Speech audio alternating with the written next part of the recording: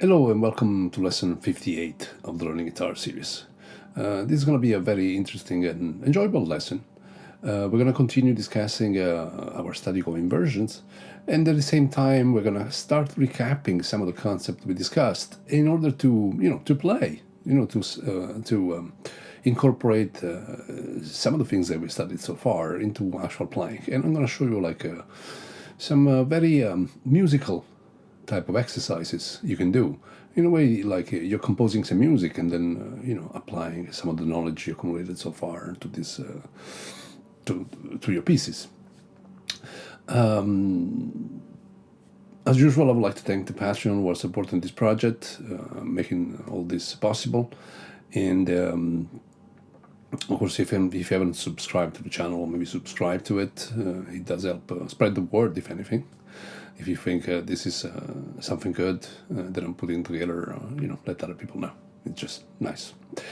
So last lesson we started discussing inversions, parental forms. So we started from diminished chords and derived dominant 7 chords, major chords, as in major 7, dominant 7, minor 7, and half diminished.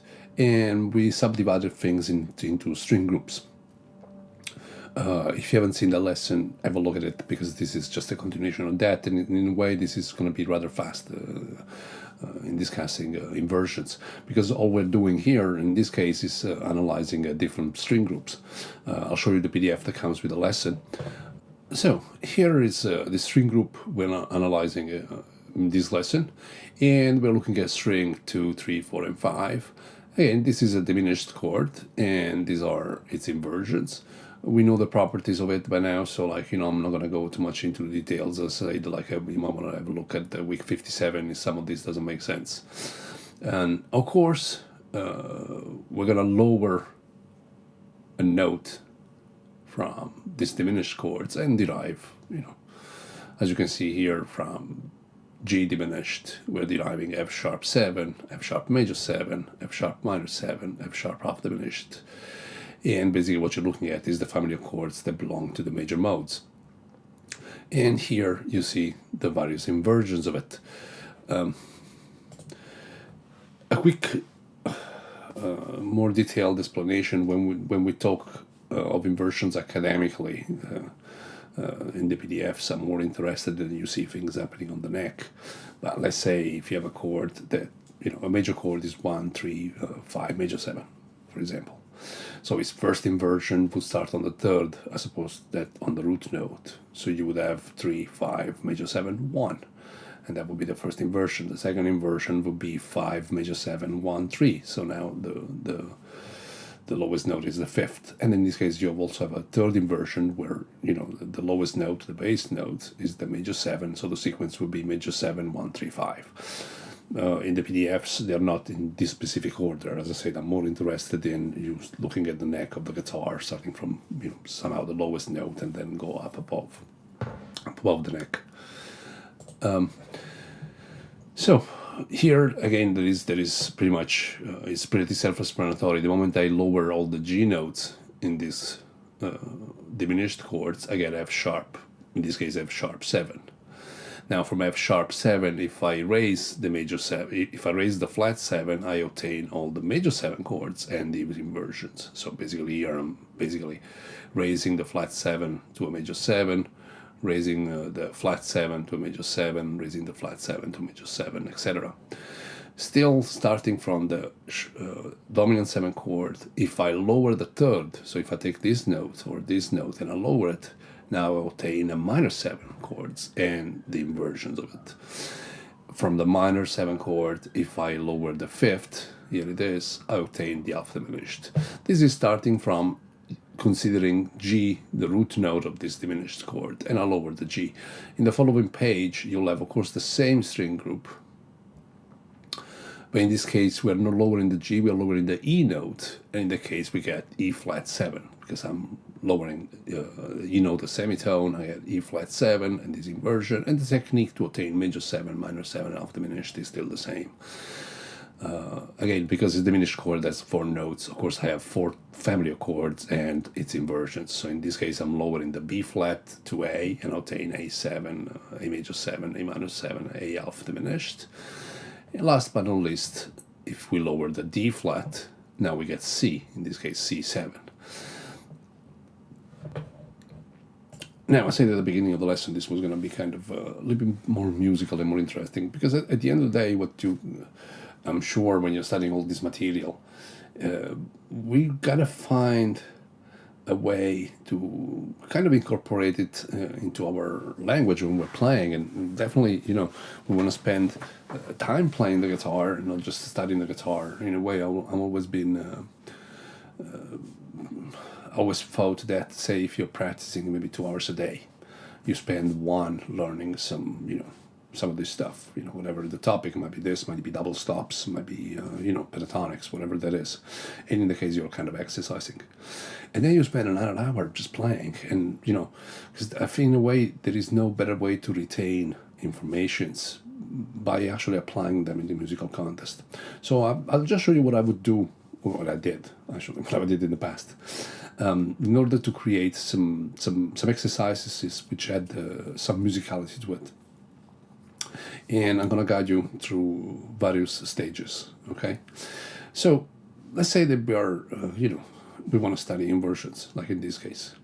Beside, the technical, having to look at the fingers and go different things, and, maybe taking the same group of inversions and practicing them up and down the neck, like I showed you in the previous lesson. What you want to do is maybe take 4 random chords, literally. And in this case, maybe choose an area of the neck and find those chords with these string groups, for example. So find inversions that allows you to play on the same strings. In this case, it's going to be string 2, 3, 4, and 5. And in the same area of the neck. So, I don't know, let's do, I'm going to take 4 chords, why not? Let's do, it's very random, like maybe A minor 7, E flat 7, F sharp 7, C7, okay? So A minor, E flat major, F sharp 7, C7. That sounds, they're being random, obviously they're in different keys.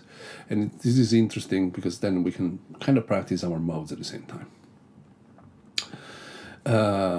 So if and let's go back to this 1 second. So let's say, actually we might be lucky because I picked up chords from these pages, as a matter of fact. So for A minor, what do we got? So like here I have A minor 7. Let's take this area here. So in between fret 7 and, fret 5 and maybe fret 9, whatever. I don't know how we got that big. So I have the second version of A minor, so starting on the 5th. And so I have basically this shape here for A minor.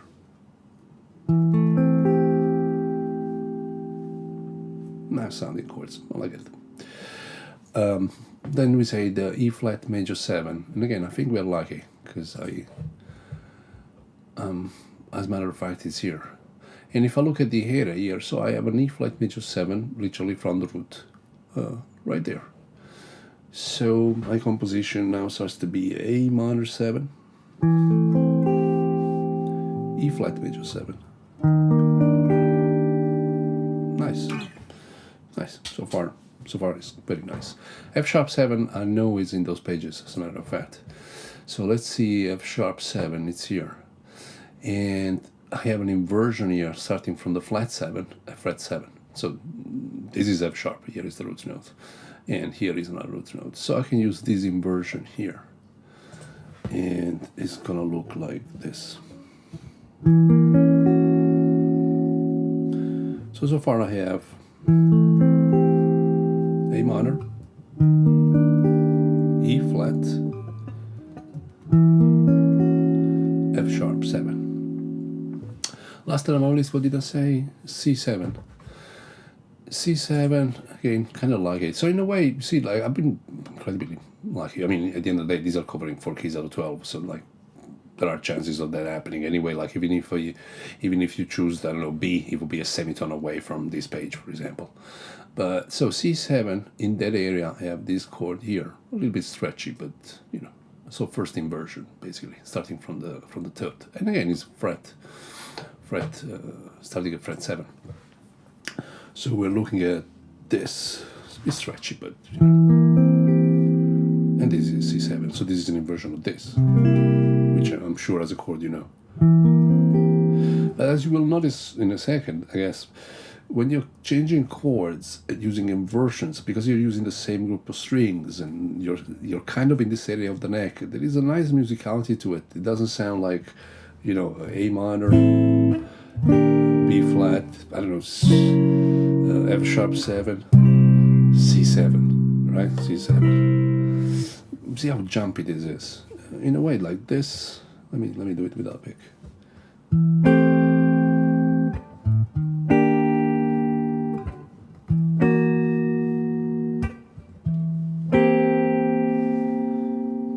It's very interesting voicings. That's the entire point of studying inversions. But in this case, like we are composing a song that goes A minor,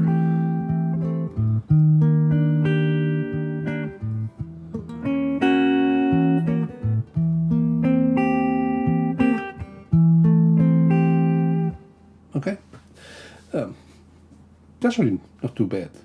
I mean, how random it is, and how doesn't have really tension resolution concept, because the C7, which is the last chord of the progression, it wants to go to F major. That will be a 5-1, or might want to go to D minor as a 5-6. Doesn't necessarily want to go to A minor, but it's actually okay. You know, it sounds okay. As a matter of fact, it is just one note difference. I think this is C7. This is A minor. So it's just literally this note.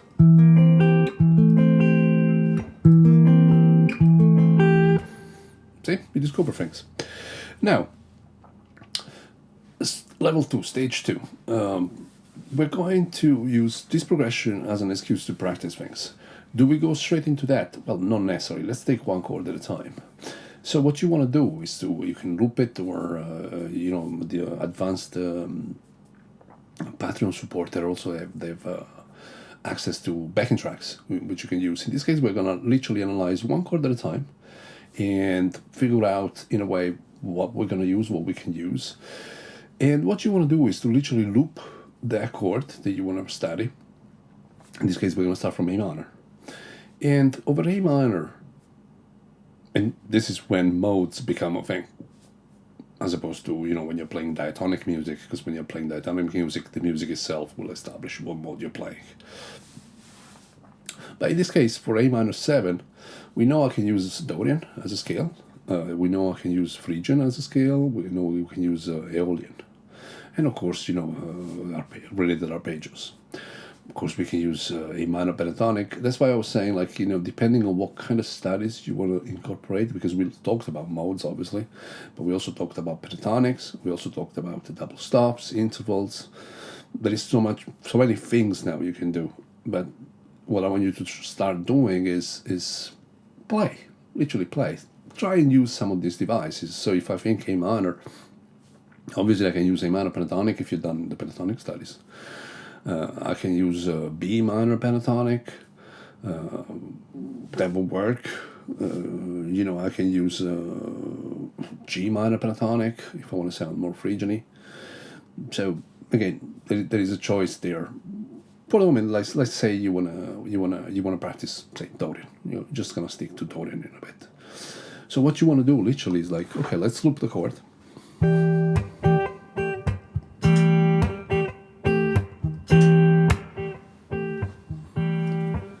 And you literally want to play on top of it.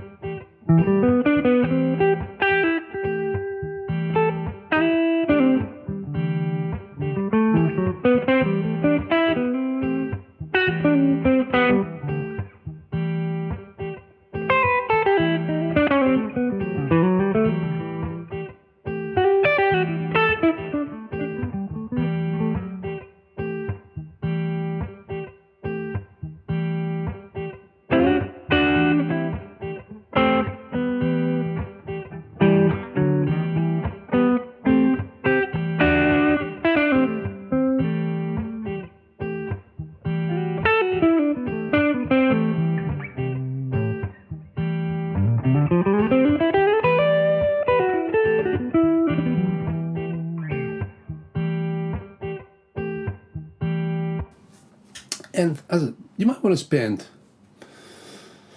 I don't know, maybe 10, 20 minutes on a single chord, literally. Generally, the first probably 5 minutes, you're going to play all the stuff that you kind of already know how to do. Some, like, you might have some blues licks that, of course, they apply to that. And after that, probably the moment you run out of idea, you're going to start experimenting with, maybe wider intervals. As I say, some of the stuff you studied, tell yourself, I'm just going to use pentatonics. Okay, 20 minutes of a pentatonic, see how far you can push it. Since you're practicing in a musical manner, you also might want to practice phrasing. And in this case, without wanting to go too deep into a lesson on that, and I did one in the past, I can't remember, but hey, at some point we'll delve deeper into that. For the moment, maybe try to stick just to the concept of repetition. Take one idea and try and see how much you can push it. In other words, let's say, I'll show you.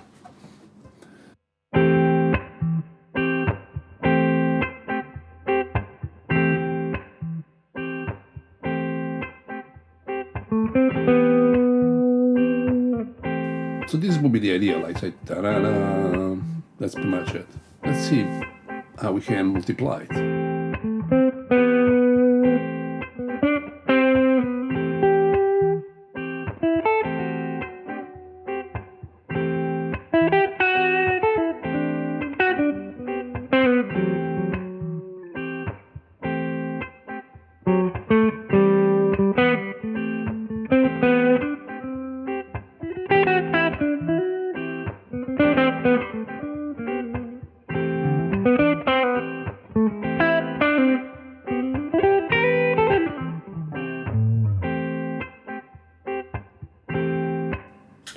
I'm sure you catch my drift. I said, soul on that. Sometimes it's a bit pedantic. At the moment, I'm restraining myself, obviously, from the things I could do on that chord. But it's to give you an example, right? The kind of stuff you might want to practice might be different than the kind of things I want to practice. But the language is language. You're just trying to incorporate it into your playing. Now, let's look at the second chord, the E flat major 7. E flat major 7 from a modal point of view, okay, you could practice your Ionian over it. You could practice Lydian over it. They're both major modes that apply to major chords.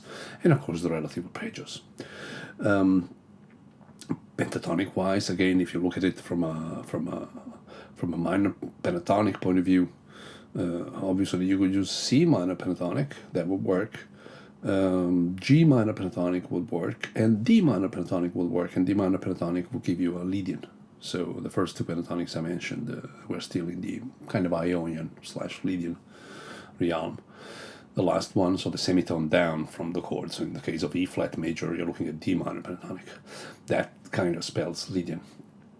And again, you want to try both of them. And same thing, by the way, when you're doing A minor, at some point you want to try Phrygian instead than Dorian and see how that sounds, and if you like that kind of scale, or same for Aeolian. Let's look at E flat major. I'm going to play a little bit of Ionian, and then I'm going to switch to Lydian and see which one I like better. In this context at least.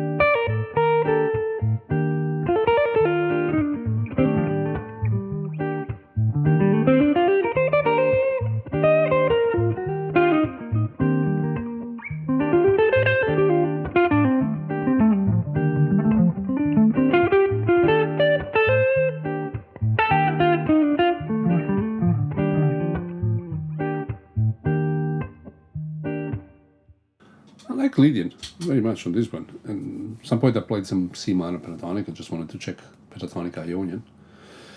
It sounded okay, but the moment I switched to D minor pentatonic, it sounded kind of better, at least to my ears.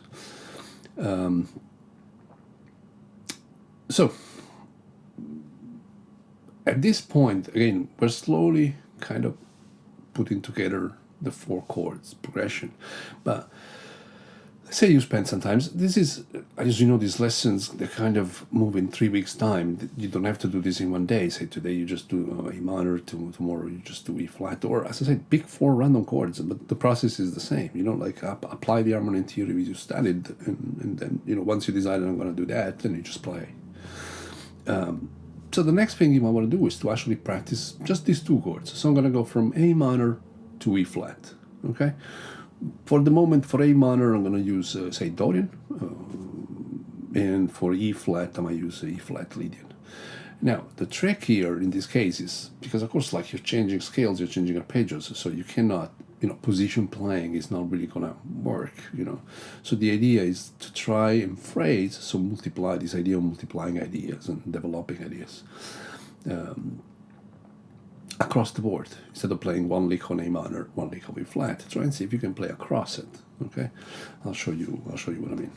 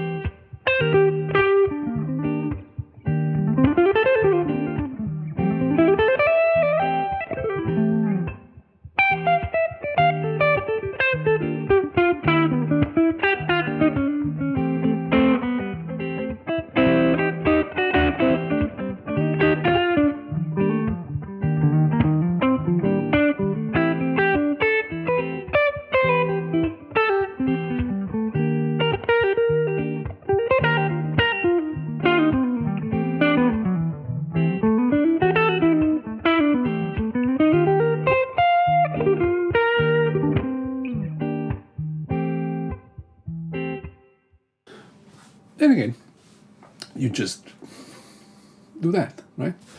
At some point, what was the third chord? F sharp. So F sharp 7, pretty much Mixolydian. So from the point of view of no choices, we're not going to go into alterations. So for the moment, let's just stay, you know.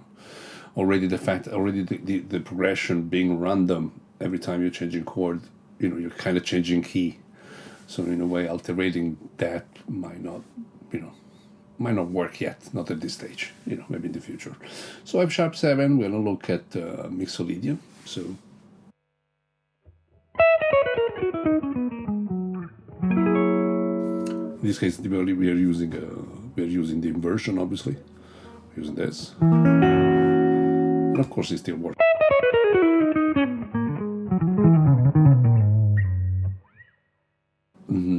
Again, if we want to practice pentatonic, as I said, there is an entire license on that. C sharp minor pentatonic would work, A flat minor pentatonic would work, E flat minor pentatonic would work. Plenty of stuff you can try.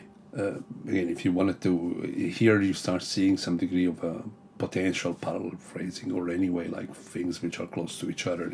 For A minor, I could use A minor pentatonic, and then for E flat, I could use C minor pentatonic. So you see, like, things are they start moving close to each other. But for the moment, you know, let's try and work in an area if it's possible. So we're gonna use, you know, this is like a Dorian, Mixolydian, in the same area where the chord is. Again, you might want to spend some time on the chord. So literally, here is the sound.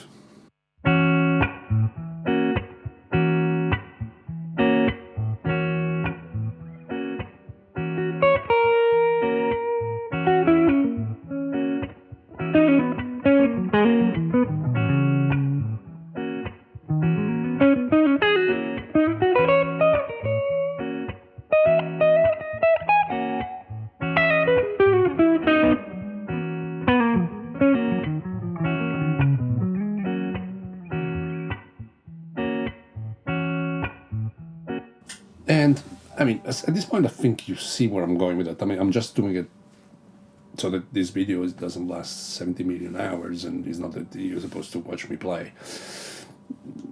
Basically, what you're doing, you're taking these 4 chords. In this case, I choose A minor, E flat major, F sharp 7, and then C7. Before you loop that sequence, and you try and improvise on that, or to write some music over it, like a melody. You can even write words if you are a lyricist. I'm spending some time practicing my musicality on each individual chord. So A minor on the neck, 20 minutes, about an hour, But as I said, I'm playing. I'm not necessarily doing exercises. Then E flat, in this case, separately, then F sharp, then C7, all on their own. Then you might want to take 2 chords. So you're just doing A minor to E flat. At some point in this case, you can add the F sharp. Now your progression has got 3 chords, and you're bouncing off A minor into E flat into F sharp. Finally, at the end of it, you'll have all 4 chords, and you're bouncing across the 4 of them. I'll show you what it would sound like. In this case, I'm literally going to play. I'm not going to maybe limit myself too much, but I'll try and stay as musical and less shreddy as possible, so you can hear the changes. So let's record the progression.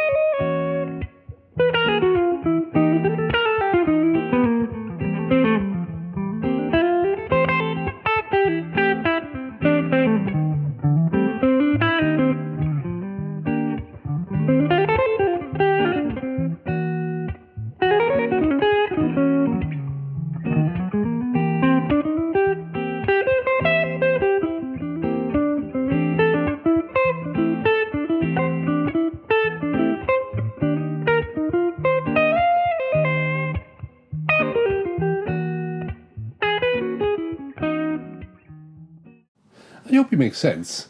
And of course, if you have any particular question, feel free to post it on the YouTube channel, or if you're a Patreon, obviously via Patreon.